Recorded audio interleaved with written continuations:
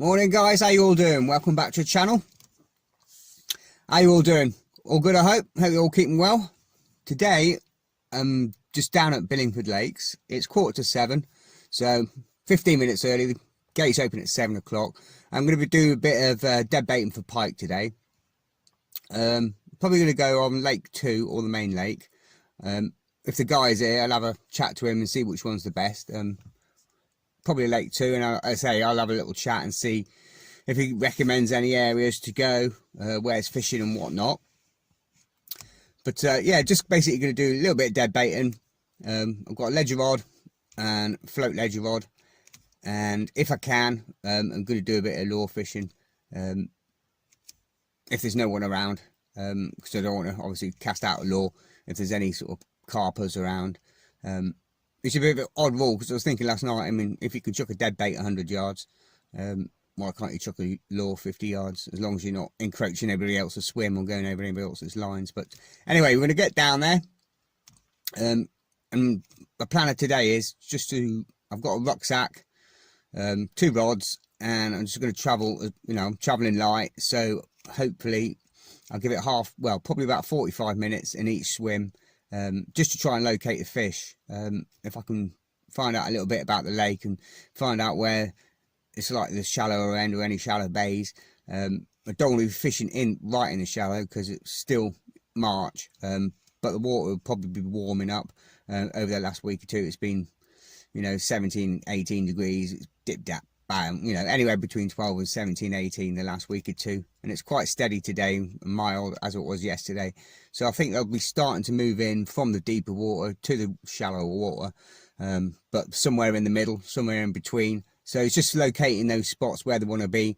Obviously the pike breed first, and then they'll follow gives their young time to get big and feed on all the coarse fish, the roach and rudd, when they start to breed as well. So if we can locate where they are, hopefully we'll get a few pulls of the string. Anyway, I'm going to wait for the gates to open. We'll get back down there, and I'll see you again in a bit.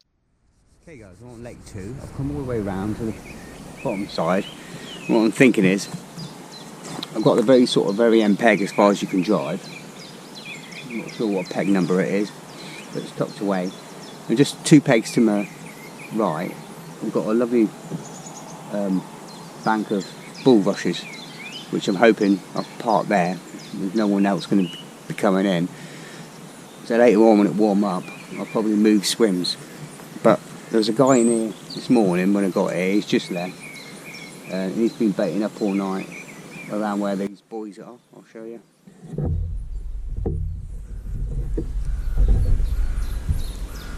Where the line is, he's been baiting out there. And I've just set up 2 rods.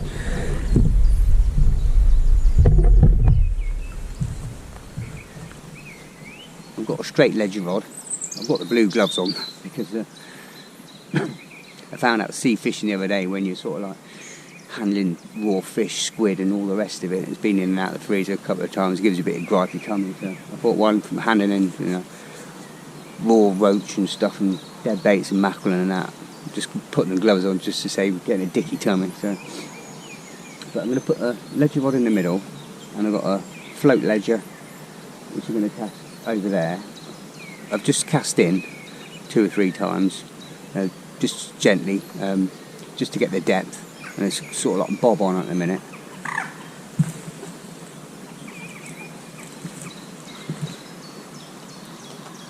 It's got a small 1 3/4 ounce fox gripper, and that's just sliding with there's a sliding stop knot, or it's a sliding ledger bead, which is really tight on here, and that's the 25 pound Floramax. I've got an 18-inch 40 pound wire trace and 2 size 2 trebles, just a small dead bait roach. I'm going to get that cast over there.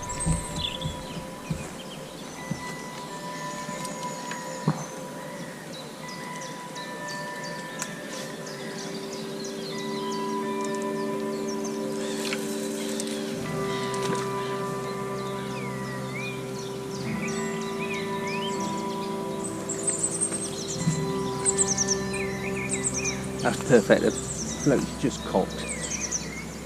It's got a 2.5 pound test curve carp rod, 45 pound 9 strand Hercules braid.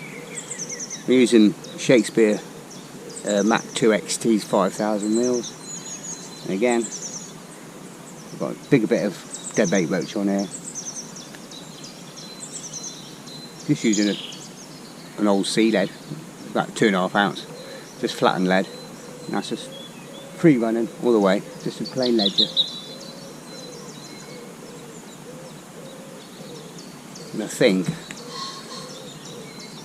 I'm just going to put it directly in the middle of this sort of like bowly area. Just because what I'm thinking is they might be sort of like patrolling in and out of this area here. I'm not going to go too far with it. Probably directly in line with the stump in the middle, probably.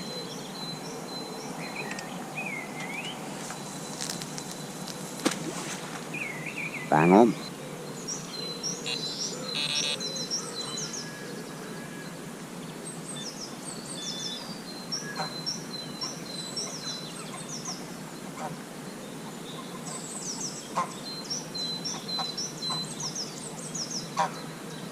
Right, the rods are out. So have a look at the time, no idea what it is. It's 7:45. So we'll give it half an hour. Well, I'll give it 20 minutes. And if nothing, I'll have a little recast. I might just go further to the trees over there. Probably give it 45 minutes and then move swims. And I'll just quickly show you where I am. So the rest of the lake goes round there, and then it goes into sort of like the main bit of the main lake. This is like the far end of it. So I'm parked here, just parked there. There's a spare swim here. I noticed this morning there's loads of bubbles coming up beside those bulrushes. So I was thinking I could still see some bubbles coming up now.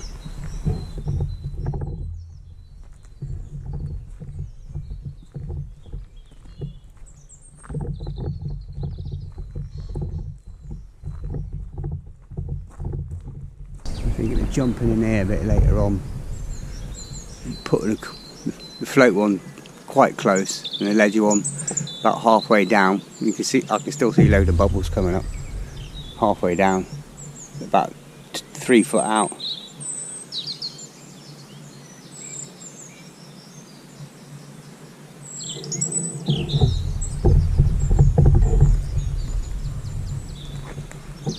Right, let's get back to these rods just in case. You never know, you might get a quick take. Well, nothing as yet, but it's very early doors. It's only 8 o'clock, so but I'll be out tomorrow again. I'll be back out at Hopton. I'm just going to have a freezer clear out. I'm determined. I've got a fridge freezer, which is absolutely the freezer bit is just jammed, 3 trays full of bait, and a normal just separate freezer from the food, as fishermen all know. So yeah, I'm just determined to get rid of it all. There's too much in there. So, but I've got a few frozen salted lugs, squid, the usual baits, mackerel, herring, and I've got the same with me today. Some whole herrings. I've got some big herring chunks. Mackerel chunks, and some herring as well. And about 8 or 10 deadbait roach from the last session at Horning. But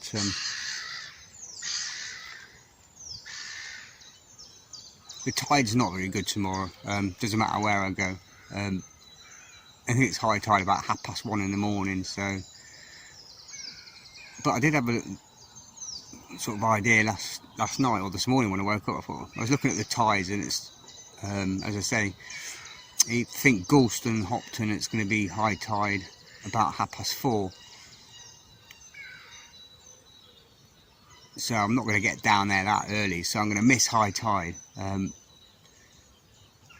for a good hour and a half. So it's going to be on the ebb, and then it's not obviously high tide again till about 5 o'clock in the evening, which again, I'll be gone by then, so it's not ideal all the way around. So I was thinking, I'll have a toss-up, I'll have a think about it.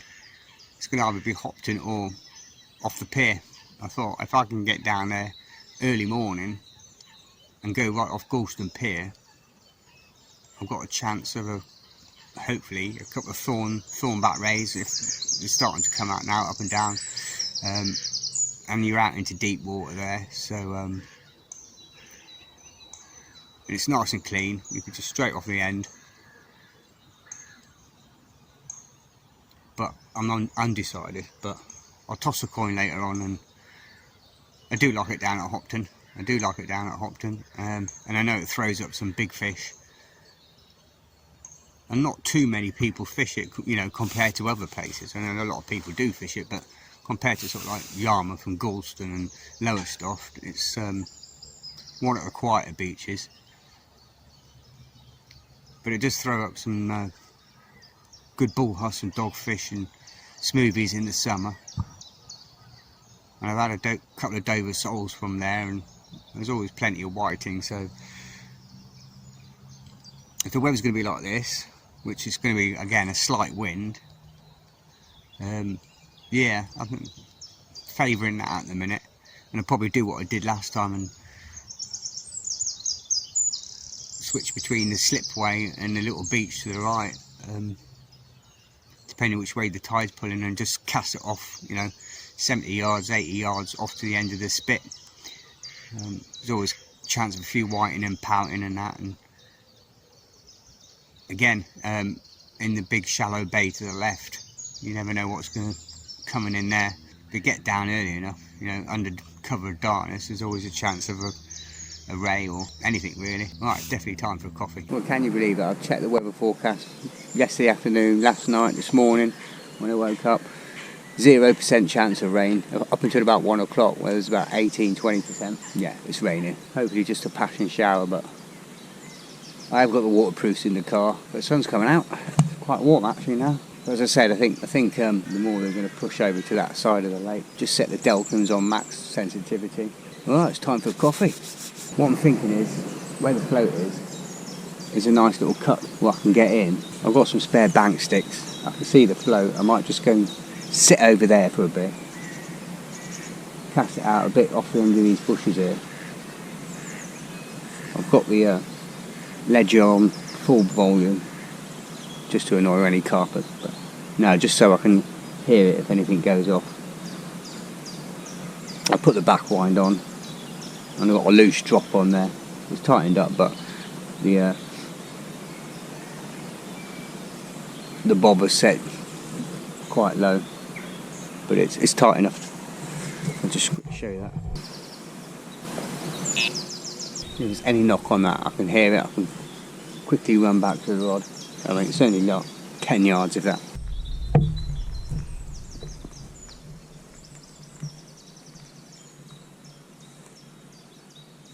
Because I can't really get close in because of this tree here. I mean, I know it's not too far. It's only like less than 10 yards, but we've got 8 yards.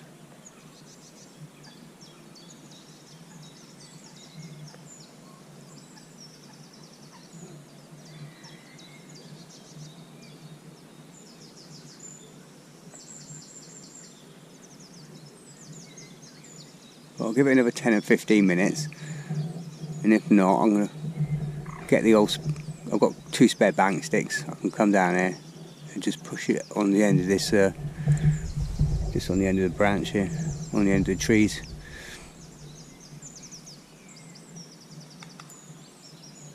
You'll see, we'll see, because if there's anything about, it's going to sniff it out, I'm sure.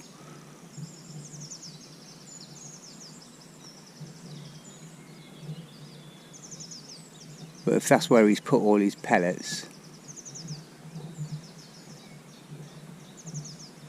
there might be a few fish in the area. But I'm not as close to the to that line as I thought I was coming around here.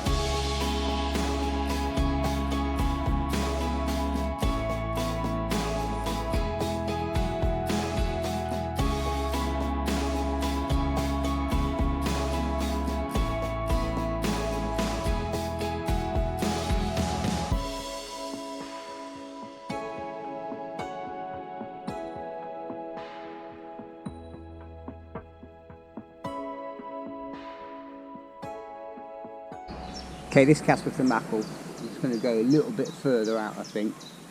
I'm not sure they want to be quite so shallow, quite so close in. Probably directly in line with me, which would be about ideal.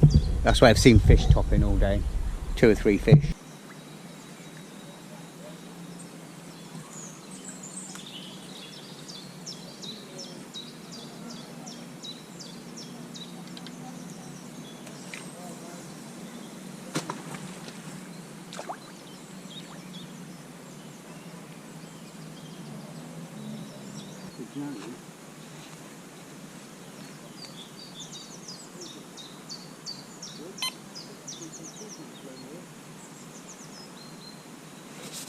Right, fingers crossed.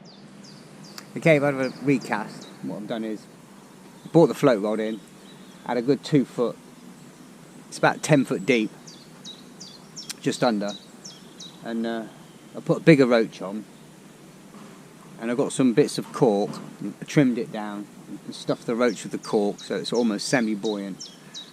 It's just ever so slightly sinking because it's quite silty and weedy out there, and I've cast that literally right out into the middle. But I've put the rod up now because there's a lot of the wind's in my face, which could be a good thing. It's blowing in here, so the fish might drift in here in a little bit, but it's just blowing loads of flotsam and jetsam and crap on the line. So I've just basically put the butt on the floor.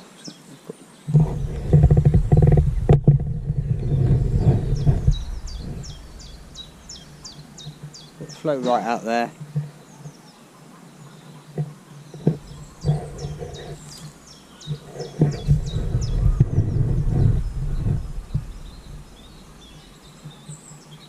And it's just got that set, and if I just move the line, it just starts to sink the float.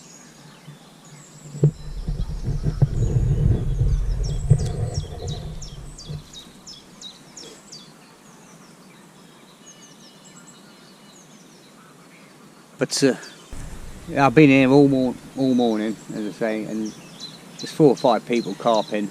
There's more cars down there to my left. I've not heard one alarm go off. I've not seen one fish caught. Strange. Maybe they're not down this part of the lake, I don't know. Maybe we won't be in the main side, but when I drove past this morning I kept going because there was virtually not a peg spare. They're all overnighters.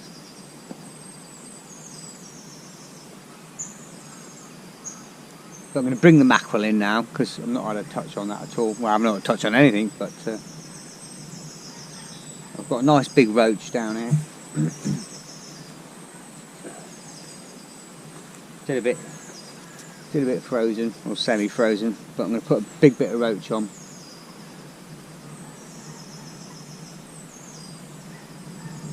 And I get that cast right out as well. Okay, it's 9 o'clock. I've just moved pegs. Not even taking me 5 minutes to move pegs. I've just cast the float rod out. I've set the depth. Found a nice area. If I get too close to the bulrushes, it really goes shallow and sort of weedy. If I go another sort of 5 yards to my left, it drops off down to a deep hole. So I've come halfway in between where it sort of shallows up a good 2 foot. And there's like a metre sort of wide area where it's a flat spot before it starts to get closer to the reeds and getting reedy. And then what I'm going to do with the ledger rod, I'm going to go further, probably on the same line, but probably an extra 20-30 yards past. And what I thought I'd do is, because I know it's quite weedy and silty in here, being what I'm bringing back around the leather time, I'm going to put a bit of mackerel on and put a pop-up on it. Not so it's actually popped up, but just so it's sort of lifted off the bottom a little bit, and that hopefully this oily fish is going to sort of bring something in. So I'm going to do that now, but there's plenty of bubbles coming up, and I don't know, I just feel a little more positive in this peg.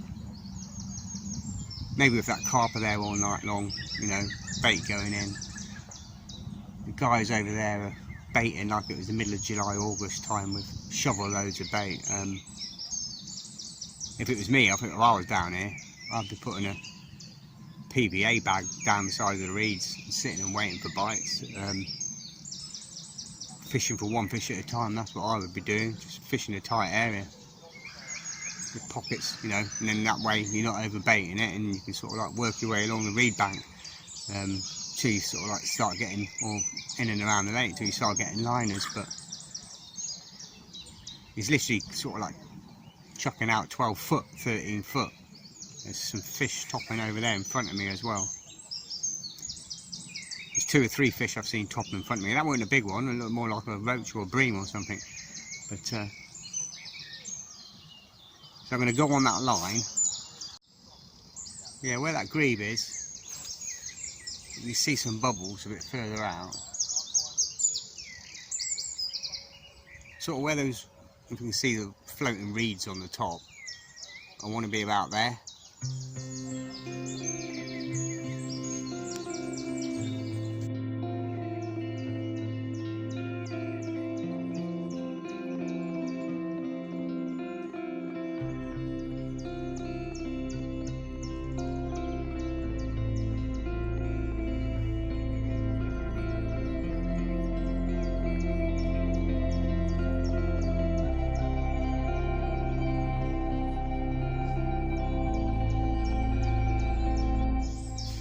Yeah, so I'm quite well sort of planned for this weekend.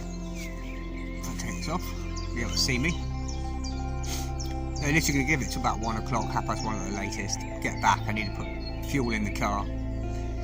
Obviously fuel myself, get some bait, get some scram later on, and quickly sort of sea fishing gear out. Which won't take long, it's all ready to go. Whack that in the car, and then have an early-ish night, and then we'll get up in the morning. Do a bit of beach fishing. It's been a hectic week at work.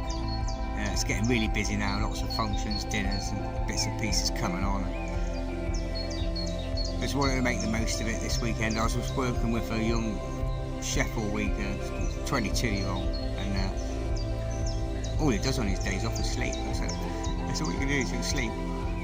What will you do when you get home to sleep? You're a young lad. You know, make the most of your days off. There we go. You have 2 days off a week. I said it's criminal to me if I spend all day in bed, which I never do anyway, but it wouldn't even cross my mind. 1 or 2 days off work and you just waste it in bed. I mean, what's the point of that? But each to their own. So I'm a lot older. I've got less time on my hands. When you're young, when you're 22, you don't care, do you? You got all the time in the world. Or what you think you got all the time in the world, but you never know what's around the corner.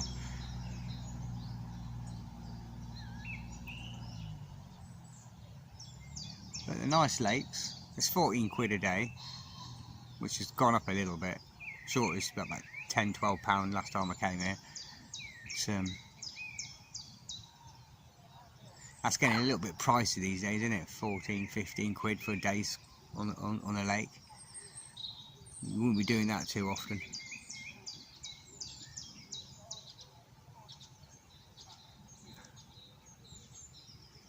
Especially when you take consideration your bait, your fuel, all the rest of it.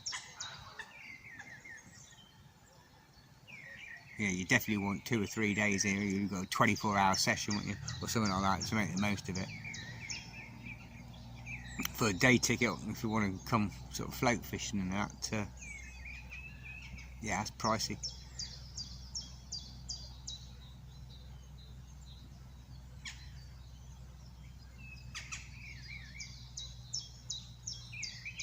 But the guy I was talking to, we left that peg I was in, he didn't have anything all night. And he was going for carp and tench, he said. But he said he didn't have a touch, which is not looking very promising. And I spoke to the guy, he said there was 1 or 2 coming out, but I think last week he said that the pike and that looked like they was ready to spawn, so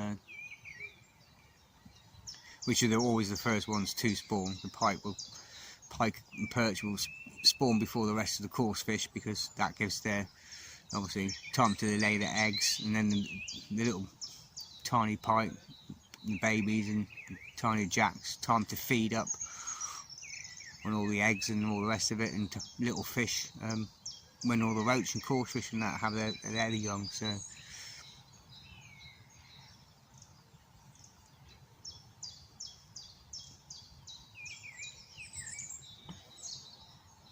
how you all doing? How's Paul anyway? How's Paul Edwards? We're going to go meet up one day, Paul, and go out for a bit of fishing session on the river. I'll get in contact with you and we'll arrange something. And Lee and all the rest of it. But even if we're not catching fish, I mean, what more can you ask for? Sitting by a beautiful lake like this.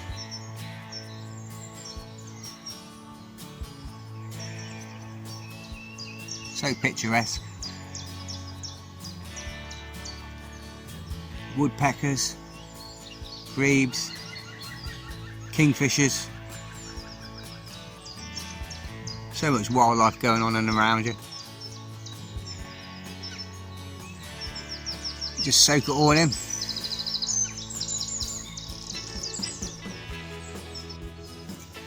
Okay, it's about 10 o'clock. I'm going to change my bait. I'm going to go on the mackerel. Those poppets are really buoyant, so what I've done is I'll just switch around.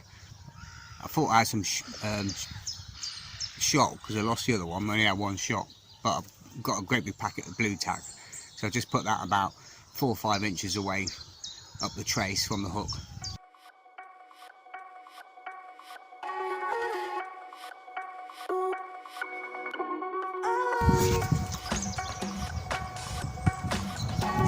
It's just nicely popped up, a couple of inches off the bottom there.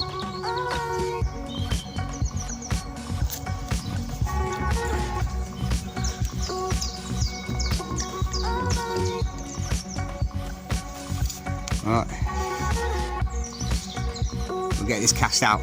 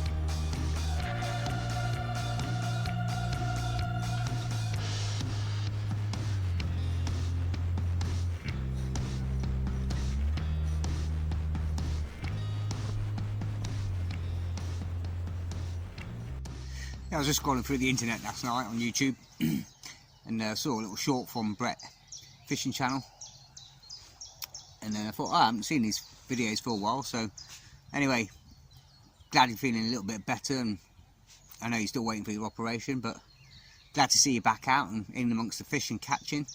Yeah, it's good to see your videos up again, so I hope you're all well, mate. What I've decided, well, what I'm going to do in a minute, I've decided it's coming up to 10:30. I'm getting nothing close in. I've just moved the right hand float ledger and put it into the tight as I can to the corner into this little bay. I'm going to give it another 10-15 minutes there, and if I don't get a take, I'm going to move it out into the middle, because that's where I've seen another 2 or 3 fish topping. They're not carp, but they're fish topping, so if there's fish out there, I'm sure the pike won't be far behind. I don't think they'll want to be this close in, this shallow, still, you know, 2/3 of the way through March. So I'll show you where it is.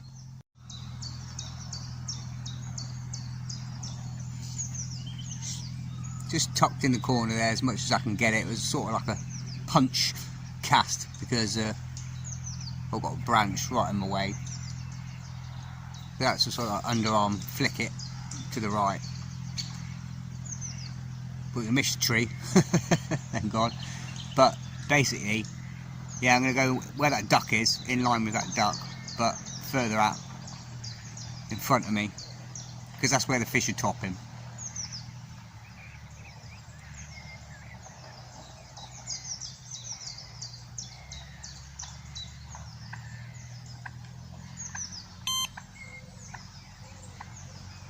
Oh, that is the right hand one. Little bleep there.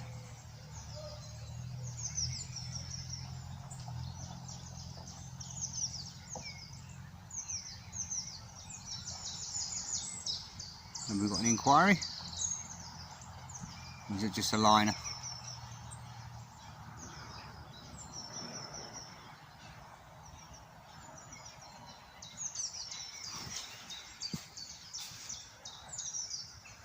Pull that float a little bit tighter.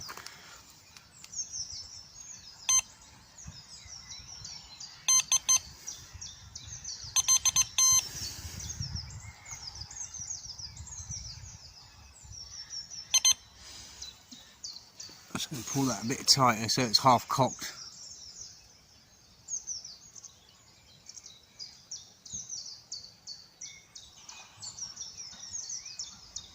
Oh, yeah, definitely a little shake of the float there.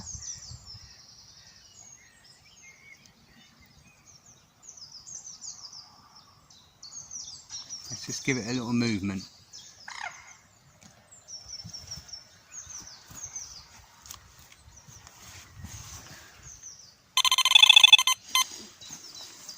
Give it a bit of a shake.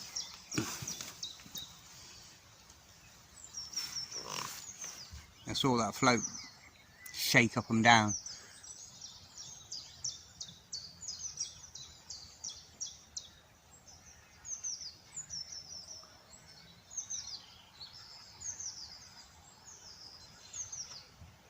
Could be a fish just banging the line.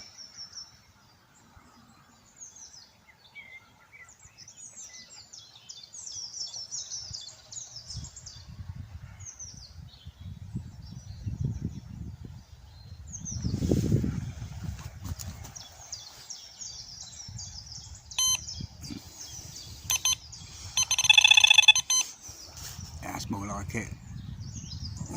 I want that float semi-cocked.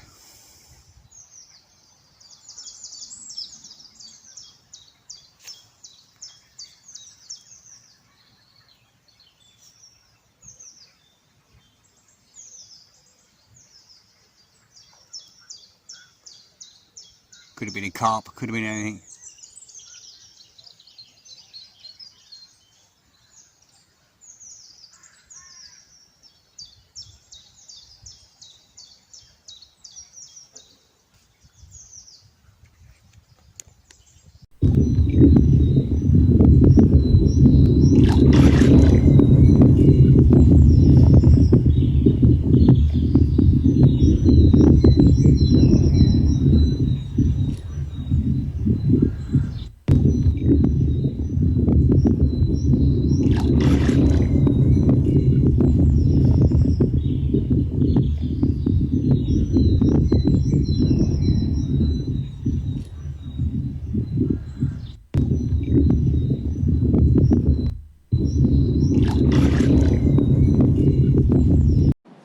Well, it's just gone 11:30. Not a touch. Not a touch. So, I'll probably give it another probably give it another hour, I reckon. Till about 12:30. But, yeah, it's looking very doubtful at the minute.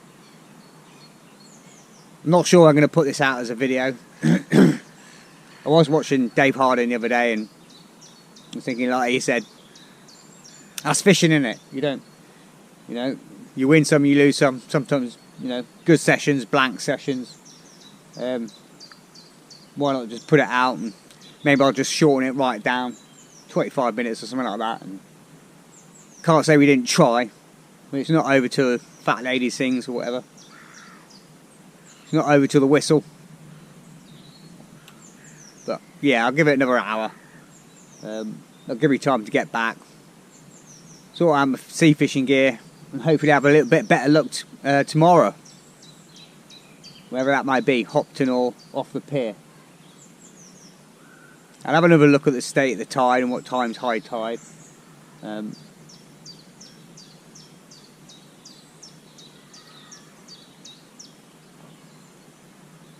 might go through the pier, but I might go to Hopton.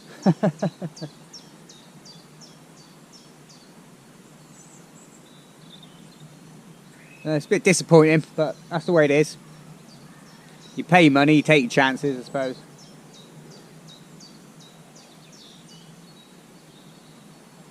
I was getting a few knocks and bleeps down there, but never materialised. I don't think it was a pike. I mean, probably small fish in the area, maybe even crayfish or whatever. I don't know. Well, that's it, guys. It's 12:30. It's like watching paint dry. Yeah, it's dead. I don't see the point now staying any longer. We came, we failed, but hey, that's the way it is, I suppose. No fish, no pike, no bites, no knocks. A few little bleeps down there, but yeah, it's been poor. I've just put my hands in the water and it's ice cold. And there's a black pipe down to my left, which was above the water. Now it's under the water, so there's obviously ice cold water running in from somewhere. I know we had a little bit of rain last night, but yeah, it shouldn't have affected it that much. But anyway, I'll be back out tomorrow on the beach. Probably going to go to Hopton, I reckon. I might as well make a decision now. So tight lines, all the best, and I'll see you back out tomorrow. Bye for now.